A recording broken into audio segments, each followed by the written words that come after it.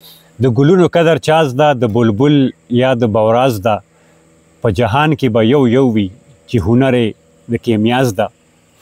ګرانو ناظرینو، نن د جولای 28 تاریخ 2025 دی او ډېر ښایسته مازدیګری دی. مونږه د اول شیر لالا په حجره کې ناست شو په شیرآباد نظر روډ یا حسین کې، او دا یو ډېر ښایسته نماینده ادبي محفل دی. په دې محفل کې موږ سره عقیل محمد ډوکیټ صاحب چې هغه د انجمن سماجي محبود یا حسین په نمایندګۍ دی، ما سره خوا کې زبیر تاثیر دی چې هغه د ادبي سباون په نمایندګۍ دی، فضل ستار صابر د دیار خان فاونډیشن په نمایندګۍ دی، محمد علي ننګیال صاحب د پښتو ادبي غورځنګ په نمایندګۍ دی، د هغې نه علاوه اختر علي اختر صاحب دی چې هغه د رزړ ادبي تحریک په نمایندګۍ دی، سردار یوسفزی صاحب چې هغه د اسلام آباد د پښتو ادبي سوسایټۍ د هغې روح روان دی او د هغې په نمایندګۍ باندې دی او د دې پروګرام هغه ریکارډنګ هم هغې کوي. موږ سره فاروق خان دی د محبوب صاحب بچی، هغې ټولو ته موږ په خیرالي وایو. د دې ننني پروګرام شان نزول دا دی چې څنګه وختي لالا خبره وکړه، بعضې وخت کې یو کوتاهي چې د هغې نه یو موقع جوړه شي. څو هفتې مخکې زما لالا سره ولشیر لالا سره په ټلیفون باندې رابطه وشوه، د محبوب صاحب په حوالې سره خبرې وشوې. بیا ورته ما وویل چې د هغې کتاب چاپ شوی دی 9 کاله مخکې، نو هغوی ما ته خوندونه میلاو شوی. ما ورته ستاسو تاثرات په کوم چاپ شوي دي؟ بیا مې ورته هغه تاثرات راولېږل په واټساپ باندې. نو بیا ما ورته موږ به درشو، هغوی زموږ اوس نوې کور ته موږ منتقل شوي، راشئ 2-3 ملګري راشئ، دلته به کینو ګپ به ولګو، کتابونه به هم راوړئ. بیا د هغې نه یو 2 هفتې پس تاسو به کتلي په سوشل میډیا باندې موږ د یوت پارلیمنټ زما شاګردانو موږ د پیښور دوره وه، پای کې اسمبلي هال ته موږ لړو، باچا خان مرکز ته لړو، ریډیو پاکستان ته لړو او وحدت اخبار ته لړو. نو وحدت اخبار کې راته بیا ګل محمد بیتاب صاحب وایي چېرته دی محبوب صاحب دغه کلي کلیزه کلي؟ ما ورته خو روژه کې په جولای کې شوې ده. ویرته اوس ملګري کښېنئ او تاثرات راغونډ کړي، زه به ولې ورڅخه ورکړم. نو زما خو هغه خبره ذهن کې وه. بیا سردار یوسفزي صاحب سره رابطه وشوه، دوی زه درځم کلي ته نمایم، دا خو نوره خوند یې وکړو. نو دا ټولې خبرې یو ځای شو، د هغې نه د نننې محفل جوړ شو چې دا د محبوب صاحب په یاد کې، د امیرشاه محبوب صاحب په یاد کې. هغه خپله ویلي چې میرشاه د پس د مرګه هېڅوک ژوندي پاتې نه شو، ژوندي مې صرف شاعران د مرګ نه پس ولیدل. نو نن تاسو وګورئ چې محبوب صاحب موږ سره په جسماني لحاظ سره نشته، خو هغه دلته ژوندی دی. امیرشاه محبوب صاحب لکه څنګه چې تاسو یې ملګري پیژنئ، د یار حسین د معروف خیلو سره تعلق او د حافظ میادات کره پیدا شو په 15 مئی 1949 کې.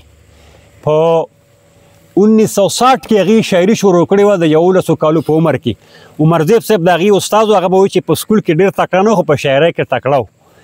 بیا خټک بابا هغه له د شاعر شباب لقب ورکړو. خټک بابا سره د هغه ډېر زیات عقیدت و د ابو سبحان خان، بلکې سبحان خان او فرمان الدین بخشالي صاحب، پروفیسر حمدالله کوری صاحب دي د پښتون اسب بانیانو، او محبوب صاحب هم په نیب کې و. بیا ګر چې هغه مسلم لیگ ته لاړو، خو باچا خان سره، ولی خان سره او خټک صاحب سره د هغې هغه عقیدت هغه شانتې و. نو محبوب صاحب په وابډا کې ملازم شو، بیا په 2009 کې ریټایر شو، بیا په اپریل 2014 کې هغې ته په صوابه یونیورسټۍ کې ګجو خان ایوارډ میلاو شو. بیا په جولای 27 جولای 2014 کې هغې وفات شو. بیا په اګست 2014 کې وکیل صاحب شته موږ یو پروګرام وکړو په یار حسین کې، او د کتاب د هغې باندې د کتاب جوړولو موږ تابعه وکړه، او دا کتاب چې تاسو وینئ د محبوب یادونه، نو دا په 2014 کې جوړ شو.